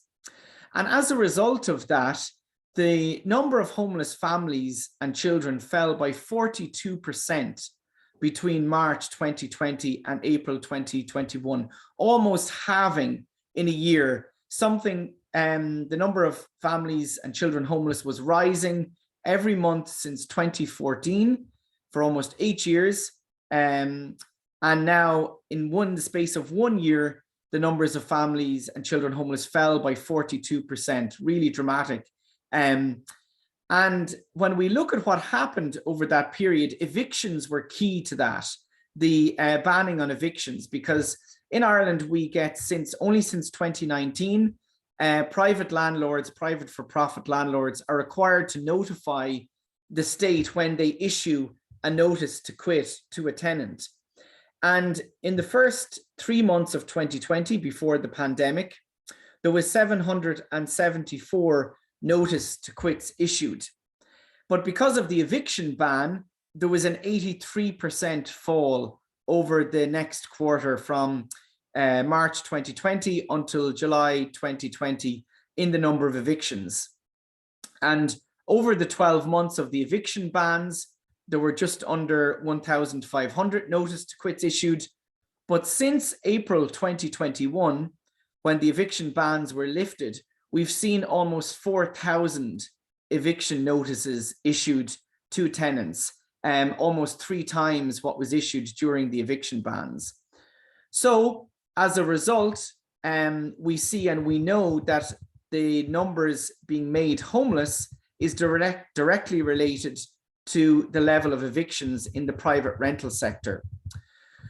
So from April 2021 up until May this year, we have seen the number of families who are homeless in emergency accommodation increase again by a staggering 47%. Very disappointing to see. The number of families were 925 in April 2021, but in May 2022, it's back to 1,360 families with 3,000 children homeless.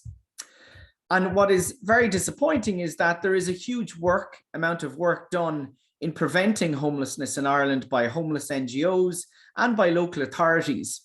And for example, in the first 3 months of this year, 728 families presented as homeless to local authorities, and a third of those were prevented from entering emergency accommodation by the work of NGOs and local authorities. But unfortunately, 2/3 entered emergency homeless accommodation. And it's really important, I think, as well, that your report highlighted that these issues of evictions and entering emergency accommodation, the processes of being both at risk of losing your home or actually losing your home or spending time in emergency accommodation are all traumatic events. And for children in particular, research that I have done shows, and others have done, and you highlight in the report, that in terms of child psychology, for children, these processes of serious and persistent housing insecurity, the loss of your home, spending time in homelessness is what's called an adverse childhood experience, which potentially can have lifetime impacts on children. And we found research we did with homeless families and also research done by Irish medical practitioners found that children experienced serious developmental delays, anxiety, and regression in simple things like toilet training, returning to bedwetting, becoming quiet, becoming withdrawn. And so what I have argued is that experiencing homelessness and housing insecurity is a form of state-caused structural violence against children. It is state neglect, and it is a violation of the right to housing and right to life of children and families. And as I was talking to Chloe yesterday on my podcast, which we discussed the findings of the report, COVID did not cause housing and homelessness, but it contributed to an underlying longer-term structural policy cause, the shift from building social housing to redefining social housing. Apologies, one sec. Apologies for that. Just at that point, that what COVID did in what I showed earlier is it showed both how we can end homelessness, actually end it, we can radically reduce it, but also it highlighted the structural problems within our housing markets, within our housing policy.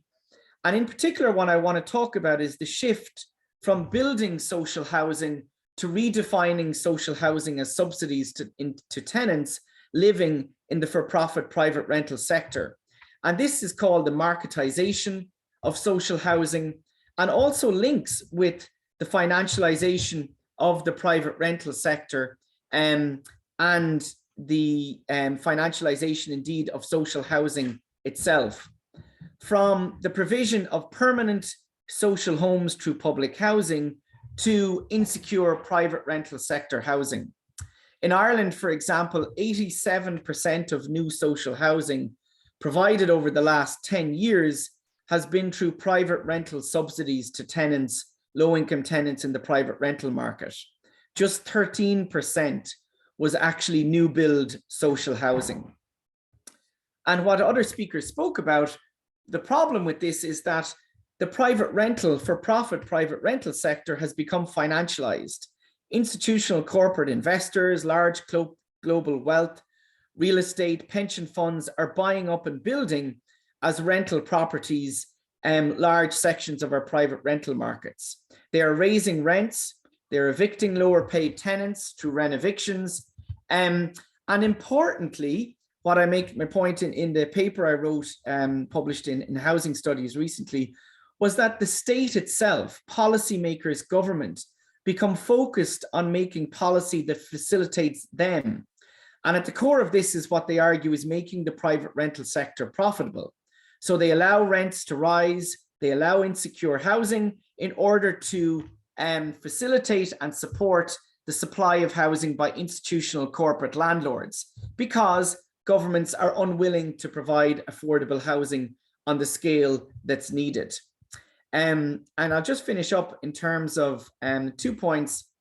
I'm conscious I don't want to take up too much time. The importance of the shift to the marketized provision of social housing in the for-profit private rental market. The research that I have done found that it is marginalized households, ethnic minorities, travelers, those with disabilities, victims of domestic violence and abuse, migrants who suffer the most from this, because they are competing with other renters, generation rent, professionals, to try and access housing. And in the past, social housing that provided housing to such groups, now the situation is these groups have to find housing with a subsidy themselves in the private market. So they are much more exposed to processes of discrimination by landlords, and of course, being down at the bottom of the ladder in terms of being able to afford and compete in this market. So the marketization of social housing exposes at-risk and marginalized groups to market inequalities, and essentially leaves them, even with social housing subsidies, exposed, as I said, to inherent forms of discrimination within markets. So I think, as your report argues, that we need to shift to treating housing as a human right. Fundamentally, we are advocating for removal of the ability of landlords to evict tenants when they sell a property, which they can do in Ireland, for a reintroduction of the eviction moratorium, for a freeze and actual reduction of rents as proposed in Berlin, for taxing the investor funds, and for the state to make a major increase in public house building and affordable housing for purchase, including the setting up of a state construction company and putting a right to housing in our constitution. We have to make the right to housing a reality for everyone. This, of course, is what we all work towards. It's what you're working towards. And unfortunately, as we said, we have to continue this work. But listen, thank you so much for the opportunity to present and respond to your report. And I hope that was of use. Thank you.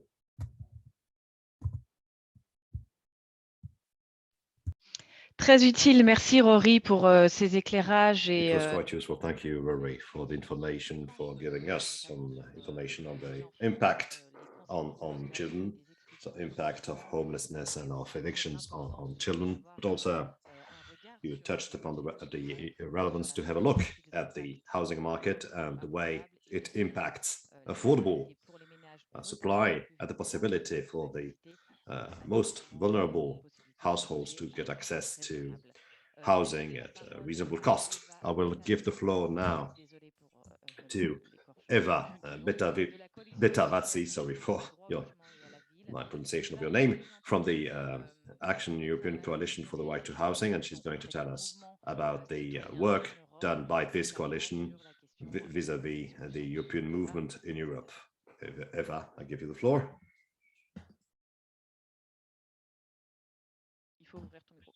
And please open your mic. Okay, can you hear me now? Good morning to all of you. Thank you for inviting me. So I'm a member of the European Coalition of Action in favor of right to housing.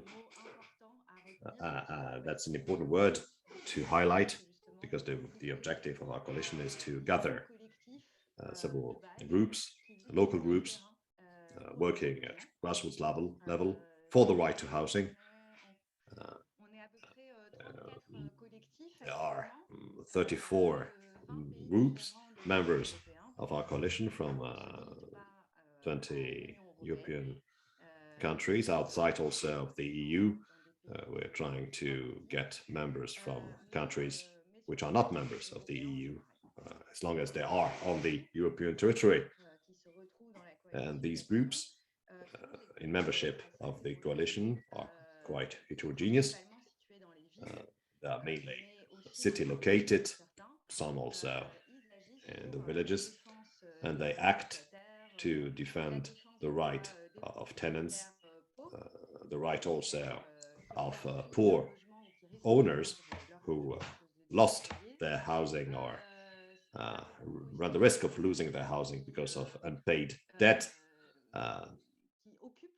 Also, people who occupy buildings, who fight evictions, and several other type of activists who imagine alternative housing.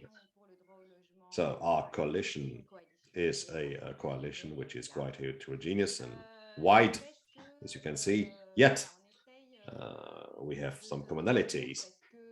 We want to network because we think that even if there are differences in terms of the types of action or the frameworks, we think it's important to exchange on the way we are trying to advocate for the right to housing at large. And one of our common objectives is to combat the financiarization of housing, the privatization of the rent market, and to make the right to housing prevail over the right to ownership, which seems to have much bigger an impact on the European legislations. In a nutshell, we meet twice a year, so all our members meet to exchange on the contexts, trying to create alliances, and we also try to do some action research. We understood how important data are, because without information, without figures, it's impossible to do advocacy work.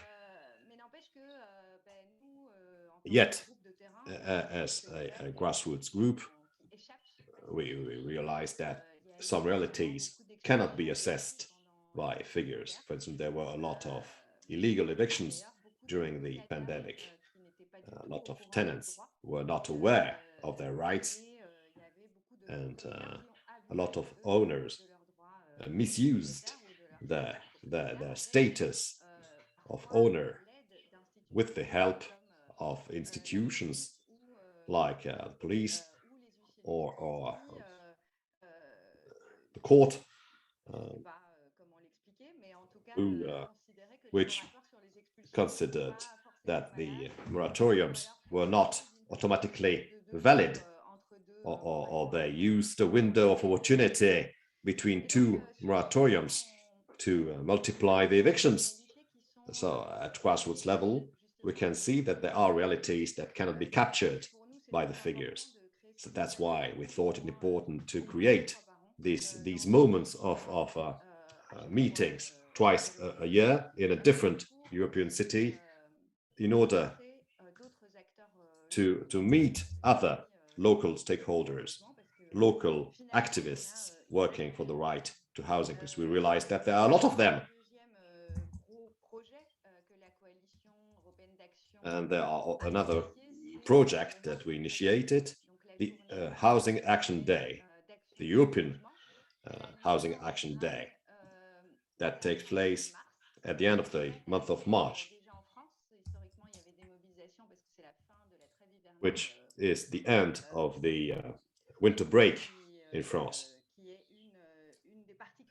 One of the specificities of France, and also because there were huge mobilizations in Berlin,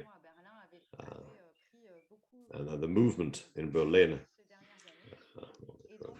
gained in power. That's why we tried to pull together all these Berlin and France-based groups to, in a way, open our action and to make it a European day. In our coalition, you should know that we have federations of groups like DAI, Droit au Logement in France, which is a well-known federation, the PAR, the Personnes Affectées par l'Hypothèque in Spain, and also we've got smaller groups that we never hear about. And one of the objectives of the coalition is to try and make known the realities of those smaller groups located in Cyprus, in the north of Greece, in Belgrade, or in Poznan, Poland, because they have a different experience in the fight. There are a lot of examples of that in our coalition. So I gave you some examples to show you that, for instance, as far as the situation in Spain and Germany, in France, is the situation is also the same in other countries. There is not one country with a perfect situation. And it's important to also look at the way the fight is fought in the different legislations. And there are similarities that we can find from one country to another. For instance, the local action, the fact that you mobilize in front of a building to prevent an eviction. At the last meeting in Brussels, we realized that there was an increase of repressions against these physical local actions against the evictions. So it's a topic on which we are reflecting how to cope with this repression in some countries. Acting against evictions has financial consequences, penalties. So how to create a network of solidarity for those who have to pay a sanction. And there is also a type of violence in the way evictions take place, not only at institutional or legal level, where there are more and more answers by the legal institutions against these local actions, but there is also a great deal of police violence, which has to be denounced. And this is something that also does not appear in the figures. And there is another type of action. We realize that many tenants and many owners are not aware of their rights. And one of the things that most of our members are doing, they publish guides, handbooks for the tenants or for groups willing to act against evictions. And at the end of the day, in our coalition, there's also a legal group that tries to compare the national legislations, and they try through this comparison, they want to encourage some countries to change their legislations or to claim new rights. Some Spanish groups or some Portuguese and Italian groups go to the UN to denounce illegal evictions in order to try and convince the court that they should cancel an eviction. And there are also actions taking place after the eviction. So before you've got the guide, during you've got the physical action, and after the eviction, there are several groups working on the after the eviction and the need to rehouse people who got evicted. For instance, there are groups which advocate for the occupation of empty buildings. Some other groups try to develop alternative housing, light housing, cooperative housing. So in our action against eviction, there are different moments in time, and our coalition is trying to be present.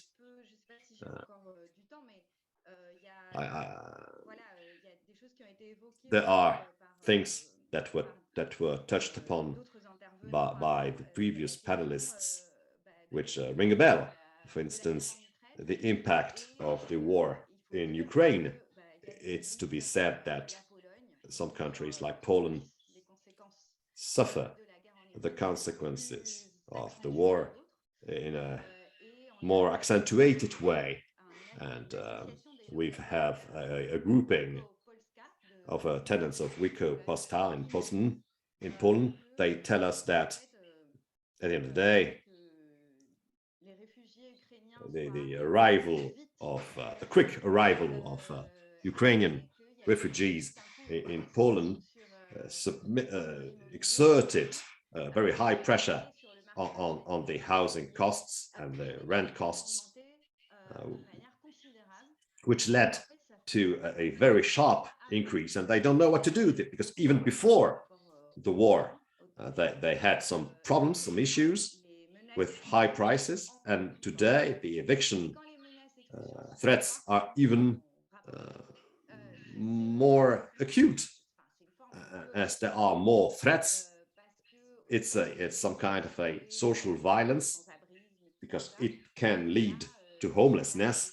But on top of that, there is also some racial discrimination.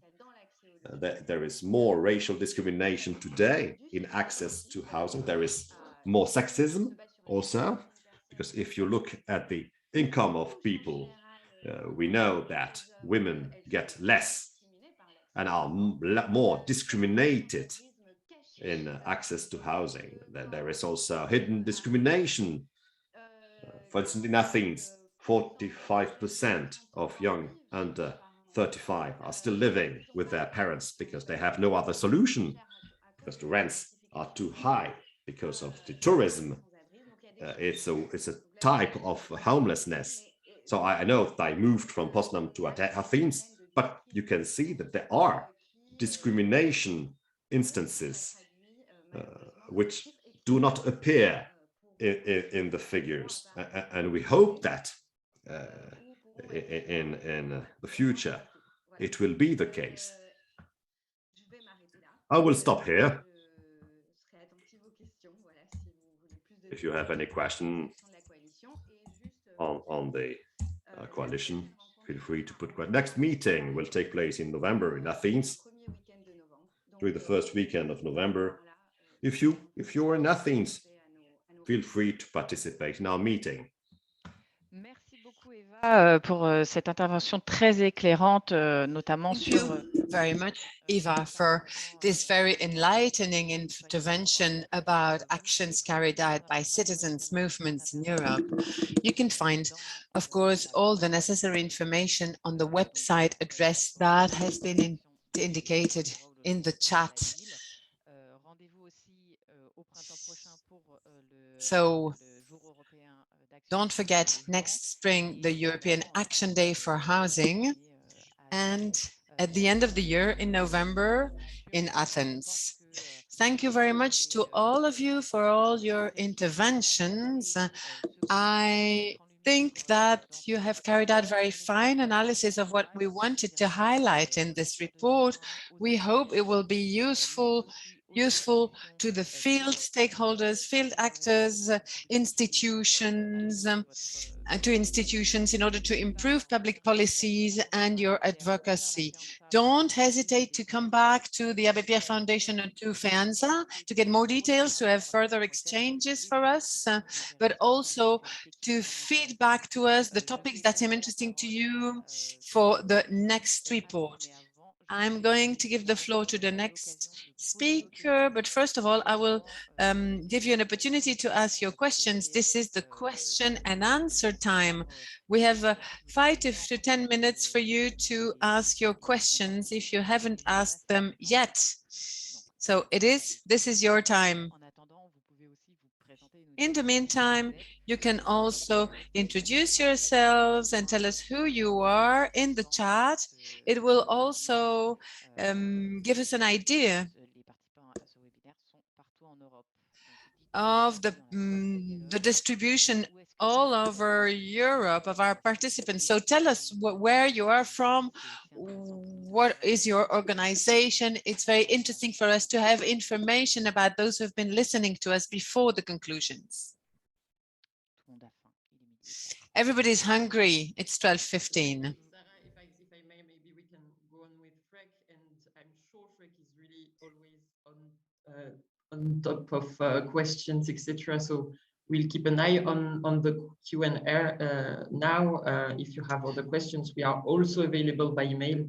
But maybe since we have 10 minutes left, we should continue.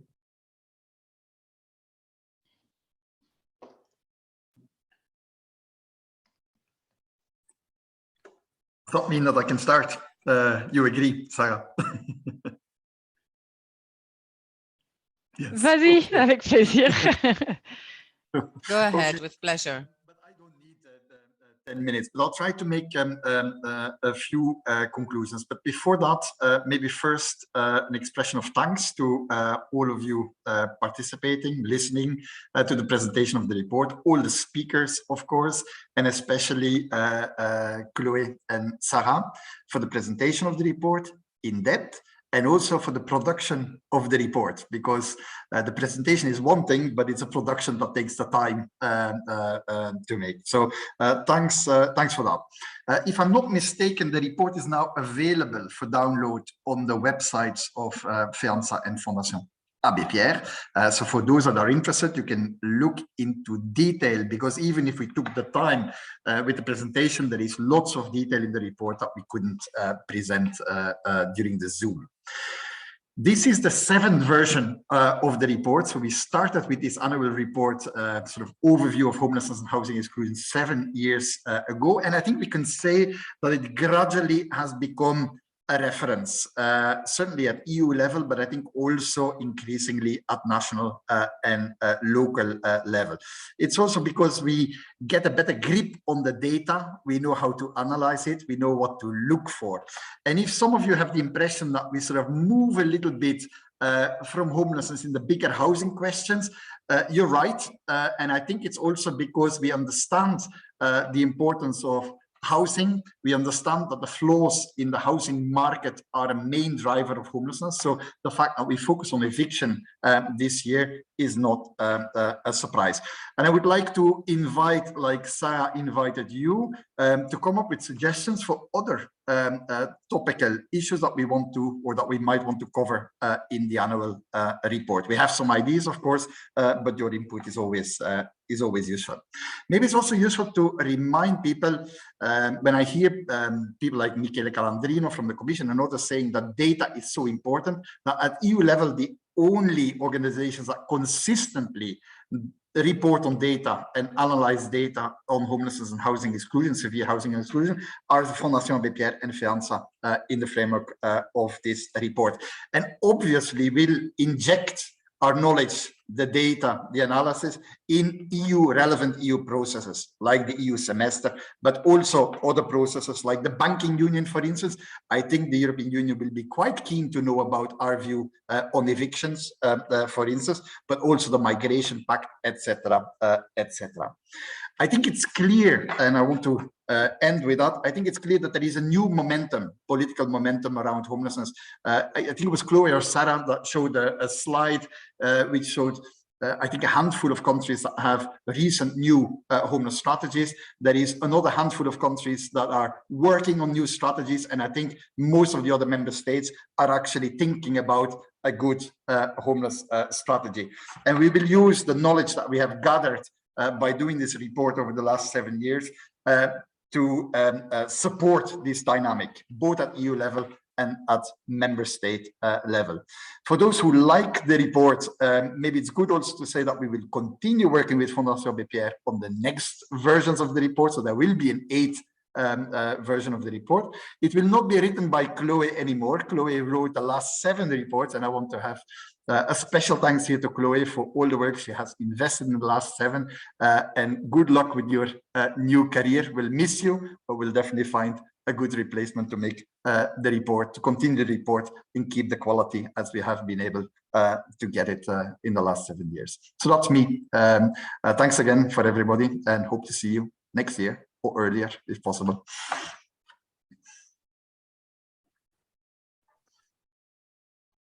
Thank you very much, Rick. I'm just taking a little 1 minute to thank you all and thank also all the people that are in the audience and who helped with the all the different editions of the report.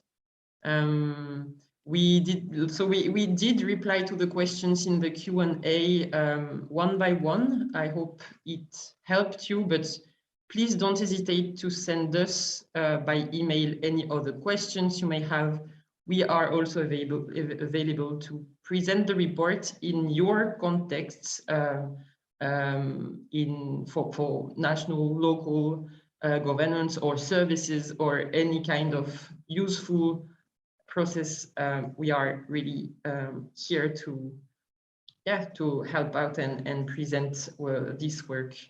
Thanks for also all the panelists that were present today, and huge thanks to the interpreters again, who did a huge job with those 2 languages switching quite fast. So thank you, Serge and Marie. Sarah, I give you the floor for the last words, and thank you for all the work on the report. Il me reste plus grand monde à remercier, si ce n'est toi, Chloé. Merci pour le travail. I don't have too many people to thank anymore. Thank you, Chloe, for this wonderful teamwork. We've been working very well together. I hope the person who will replace you will be of the same quality. Good luck in your new career, and see you next year at the latest. Bye. See you next year.